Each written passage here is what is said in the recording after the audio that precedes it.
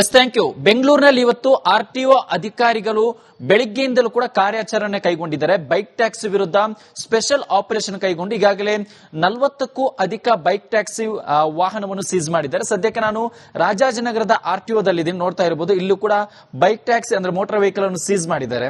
ಒಂದು ಕಡೆ ಈ ಒಂದು ವಿಚಾರ ಏನಿದೆ ಕೋರ್ಟ್ ನಲ್ಲಿತ್ತು. ಹೈಕೋರ್ಟ್ ಕಳೆದ ಬಾರಿ ಸರ್ಕಾರಕ್ಕೆ ಒಂದು ಸೂಚನೆ ಕೊಟ್ಟಿತ್ತು. ಈ ಬೈಕ್ ಟ್ಯಾಕ್ಸಿ ವಿಚಾರವಾಗಿ ಬೈಕ್ ಟ್ಯಾಕ್ಸಿ ಪರ ಇರೋರು ಕೂಡ ಕೋರ್ಟ್ಗೆ ಹೋಗಿದ್ರು. ಆ ಒಂದು ಸಂದರ್ಭದಲ್ಲಿ ಸೂಕ್ತವಾಗಿರುವಂತಹ ಮಾನದಂಡ ತರುವಂತೆ ಸರ್ಕಾರಕ್ಕೆ ಒಂದು ಡೆಡ್ ಲೈನ್ ಕೊಟ್ಟು ಒಂದು ಸೂಚನೆ ಕೊಟ್ಟಿತ್ತು. ಬಟ್ ಸರ್ಕಾರ ಯಾವುದೇ ರೀತಿಯ ಮಾನದಂಡ ತರುವ ಆ ಒಂದು ಟೈಮ್ ನಲ್ಲಿ ಅದನ್ನು ಇಂಪ್ಲಿಮೆಂಟ್ ಮಾಡಿರಲಿಲ್ಲ. ಇದೀಗ ಸುಪ್ರೀಂ ಕೋರ್ಟ್ಗೆ ಹೋಗಿದೆ. ಈ ಬೆನ್ನಲ್ಲೇ ಕೆಲವೊಂದಿಷ್ಟು ಆಟೋ ಸಂಘಟನೆಗಳು ಕೂಡ ಬೈಕ್ ಟ್ಯಾಕ್ಸಿಗೆ ಅನುಮತಿ ಕೊಡಬಾರದು ಅಂತ ದೊಡ್ಡ ಮಟ್ಟದಲ್ಲಿ ಹೋರಾಟ ಮಾಡಲು ಪ್ಲಾನ್ ಮಾಡಿದ್ರು. ಈ ಹಿನ್ನೆಲೆ ನಿನ್ನೆ ಸಾರಿಗೆ ಆರ್ಟಿಒ ಕಚೇರಿಯಲ್ಲಿ ಒಂದು ಮೀಟಿಂಗ್ ಕೂಡ ಆಗುತ್ತೆ. ಅದಾದ ಬೆನ್ನಲ್ಲೇ ಈ ರೀತಿ ಇವತ್ತು ಸ್ಪೆಷಲ್ ಆಪರೇಷನ್ಗೆ ಪ್ಲಾನ್ ಮಾಡಿಕೊಂಡಿದ್ರು. ಬೆಂಗಳೂರಿನ 11 ಆರ್ಟಿಒದಲ್ಲಿ ಬೆಳಗ್ಗೆಯಿಂದಲೂ ಕೂಡ ಕಾರ್ಯಾಚರಣೆ ಕೈಗೊಂಡಿದ್ದಾರೆ.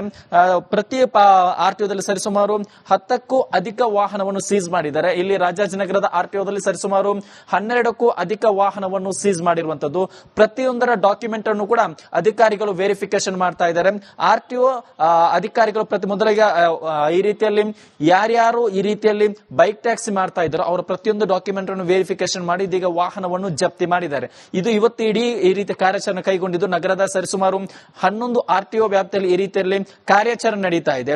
ಈ ಒಂದು ವಿಚಾರ ಏನಿದೆ ಬಹುತೇಕ ಬೈಕ್ ಟ್ಯಾಕ್ಸಿ ಓಡಿಸೋರಿಗೆ ಗೊತ್ತಿರಲಿಲ್ಲ. ಇದರಿಂದ ಅವರಿಗೆ ದೊಡ್ಡ ಮಟ್ಟದಲ್ಲಿ ಸಮಸ್ಯೆ ಆಗಿದೆ ಅನ್ನೋ ವಿಚಾರವನ್ನು, ಅಂದ್ರೆ ನಮಗೆ ಒಂದು ವಿಚಾರವೇ ಗೊತ್ತಿರಲಿಲ್ಲ.